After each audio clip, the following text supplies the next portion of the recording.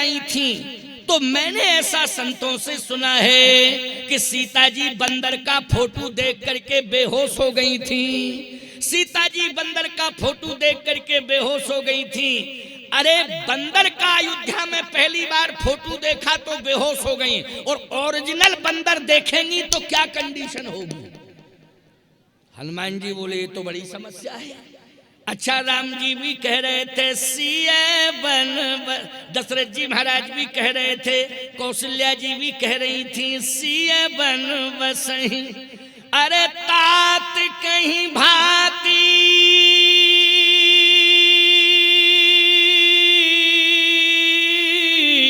ओ चित्र लिखित कपि देख डराती। सिए बन बसई तात कहीं भाती, चित्र लिखित कपि देख डराती। सीता जी बंदर का फोटो देख करके डर गई, बेहोश हो गई। अगर सीता वन में जाएंगी तो बड़े बड़े बंदर मिलेंगे, क्योंकि बंदर वन में ही रहते हैं। बोलो, रहते हैं कि नहीं? बड़े बड़े बंदर मिलेंगे, बड़े बड़े हिंसक जीव मिलेंगे, क्या कंडीशन होगी सीता जी की। इसलिए सीता तुम वन में मत जाओ। लेकिन विभीषण जी ने कहा समस्या यही है कि अगर सीता जी ने देख लिया बंदर को तो बेहोश हो जाएंगी, और बेहोश होंगी तो फिर क्या मतलब, शांति की जगह अशांति, अशांति। तब क्या होना चाहिए? युक्ति विभीषण सकल सुनाई। क्या अब तीसरी युक्ति बता रहे, सुन लो। तीसरी युक्ति ये बताओ कि भेष बंदर का हो तो प्रवेश मिल जाएगा, लेकिन डायरेक्ट सीता जी के पास मत जाना। ये युक्ति कौन बता रहा है? विभीषण बता रहा है युक्ति। डायरेक्ट सीता जी के पास मत जाना, फिर बंदर बन करके प्रवेश मिल जाएगा। लेकिन बंदर बन के प्रवेश करोगे तो बंदर का संबंध होता है शाखा मृग के बड़ मनसाई, शाखा ते शाखा पर जाए। बंदर का काम है कि किसी भी वन वाटिका में प्रवेश करे तो वो वृक्ष से संबंध रखे। तो सीधी सी बात, जिस वृक्ष के नीचे सीता जी बैठी हैं उसी वृक्ष के ऊपर बैठ जाना, किसी डाली पर। ये युक्ति किसने बताई? हाँ, ये युक्ति बताई है विभीषण जी ने। युक्ति विभीषण, इसी चौपाई को आधार बनाया ना मैंने। युक्ति विभीषण सकल सुनाई, और चले पवन सुत विदा कराई। क्या है? कुछ है बेटा? क्या कहना चाहते? अच्छा, जल लाए हो, जल पियो। कै बजे तक कथा चलती है? 7 बजे से भी ज्यादा चलती है कि नहीं? अच्छा अच्छा, चलो 7 बजे तक तो चलेगी चलेगी। अभी 15 मिनट है, 7 के 7:15 भी बज जाएंगे तो कोई तुम लोगों को दिक्कत तो नहीं है?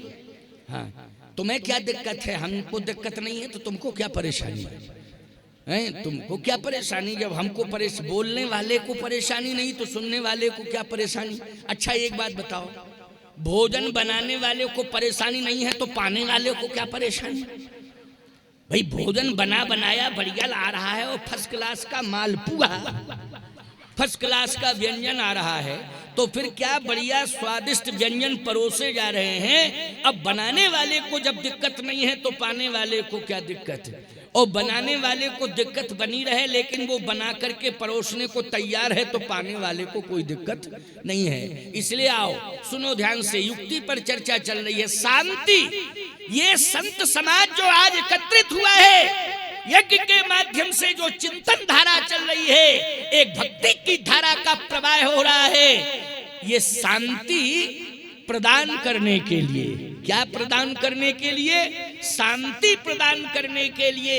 ये इतना बड़ा आयोजन आपने रखा है, इतनी व्यापक व्यवस्थाएं आपने जो की हैं, ये केवल मात्र लक्ष्य है कि हम लोगों को शांति मिल जाए। और हनुमान जी भी महाराज भी तमाम कष्ट सह करके, देखो कहाँ सुरसा मिली, सिंह का मिली, जाने क्या क्या मिले तमाम, लेकिन फिर भी हनुमान जी शांति की खोज में निकले थे कि जहां मिलेगी शांति वहीं जाएंगे, कहीं भी मिले खोज के लाएंगे शांति को, शांति का पता लगाना है। लेकिन बिना संत के, युक्ति के शांति मिलने वाली नहीं है। इसलिए चाहे जितने उपाय तुम कर लेना, चाहे जितने बड़े बड़े धार्मिक अनुष्ठान तुम कर लेना, लेकिन जब तक तुम किसी संत से नहीं जुड़ जाओगे तब तक तुम्हें शांति मिलने वाली नहीं है। क्योंकि शांति की युक्ति बताने वाला अगर कोई संसार में है तो वो संत है। बोलो है संत की नहीं? मैं एक बात कहता हूं, तुम्हारे परिवार में 10-20 लोग रहते हैं तो कहते हो महाराज बड़ा परिवार है इसलिए शांति कम रहती है। बड़ा परिवार है, लेकिन हम लोगों के स्थान पर तो हजारों लोग रोज आते जाते हैं, भोजन करते हैं, रहते हैं 400-500 लोग। बोलो भाई, लेकिन फिर भी हमसे पूछो तो हम यही कहेंगे आनंद नहीं परमानंद, आनंद नहीं परमा। क्योंकि जिंदगी जीने की युक्ति हमने सीखी है, जिंदगी जीने की युक्ति हमने सीख ली है, इसलिए 100-200 नहीं, 500 नहीं, हजारों के बीच में भी शांति का अनुभव करते हैं। ये संत का स्वरूप है, ये संत की पहचान है। इसलिए आज यज्ञ के माध्यम से आप सबको शांति का संदेश देने के लिए आया हूं कि शांति कैसे मिलेगी। विभीषण जी ने कहा एक काम करना, तीसरी युक्ति क्या, शांति मिलेगी। लेकिन तीसरी युक्ति यह है कि आप डायरेक्ट मत जाना, बंदर बन के तो जाइए लेकिन सीता जी के सामने मत जाना, नहीं तो शांति में अशांति। फिर जिस वृक्ष के नीचे सीता जी बैठी हैं उसी वृक्ष की डाली पर बैठ जाना और पत्तों में छिप जाना। अच्छा तो छिपे छिपे क्या करेंगे, शांति मिल जाएगी क्या? छिपे छिपे कुछ काम तो करना पड़ेगा। कह सुनिए तो सरकार, सुनो सुनो, पहले घबराओ नहीं इतनी जल्दी, शांति। देखो उपदेश सुनना चाहिए शांति का, शांति ऐसे सुनना चाहिए कि नहीं, शांति से ही सुनना चाहिए। तो सुनो, हनुमान जी बोले हाँ सुनाओ। क्या? आप जब मेरे पास आए तो आपकी वाणी में औषधि है। कैसी औषधि? चाहे जितनी बड़ी बेचैनी क्यों ना हो, लेकिन आपकी वाणी में वो तत्व विद्यमान है, वो औषधि है जिसको कहते हैं कथामृत। कथामृत क्या है? कथामृत आपकी वाणी में है। क्योंकि हमारा आपका कोई परिचय नहीं था, लेकिन आपकी वाणी से जब मैंने कथा सुनी तो मेरी व्यथा दूर हो गई। तब हनुमंत कही सब राम कथा निज नाम। हनुमान जी जब आपने राम कथा कही तो राम कथा सुनकर के मैं इतना आनंदित हो गया कि मुझे ऐसा लगा कि मुझे राम नहीं मिले हैं, लेकिन राम कथा में मुझे राम का दर्शन हो गया है। राम कथा के माध्यम से मुझे राम मिल गए। तो सही बताओ, तुम्हें राम नहीं मिले लेकिन राम कथा मिल गई कि नहीं मिल गई? और राम कथा सुनते सुनते सुनते सुनते बीच में ये अनुभव हो जाता है कि नहीं हो जाता कि अब राम प्रकट हो गए, अरे राम जी तो सामने खड़े। बोलो अनुभव होता है कि नहीं होता है? तभी तो मन की एकाग्रता है। तो विभीषण जी कहते आपकी वाणी में वो तत्व है, आपकी कथा ये अमृतमयी है, इसे सुन करके शांति प्राप्त ही नहीं होगी, शांति तो आपके सामने प्रकट हो जाएगी। और शांति प्रकट ही नहीं होगी, बल्कि शांति के पास जो भी होगा वो सब आशीर्वाद में वरदान देकर निछावर कर देगी। शांति इतनी प्रभावित हो जाएगी। और बोलो वाणी के माध्यम से शांति रूपी सीता से हनुमान जी ने सब कुछ ले लिया कि नहीं ले लिया? सब कुछ ले लिया।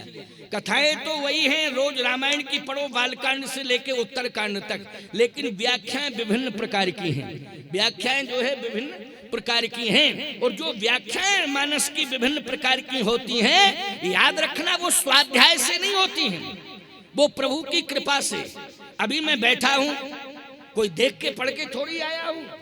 जो प्रभु कहलवाते जा रहे हैं, बताते जा, वैसा मैं प्रसारण करता जा रहा हूं।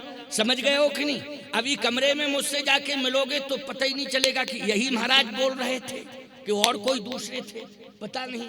ये तो सकुड़ा मुकड़ा बाबा बैठा हुआ है। क्यों भाई है? कुछ पता ही नहीं चलेगा। ये मैं थोड़ी बोल रहा हूं, न कोई मेरा शब्द है, ये जो भी है भगवान की कृपा है। सरस्वती माँ कृपा तब करती हैं जब भगवान कृपा कर देते हैं। कहती हैं सरस्वती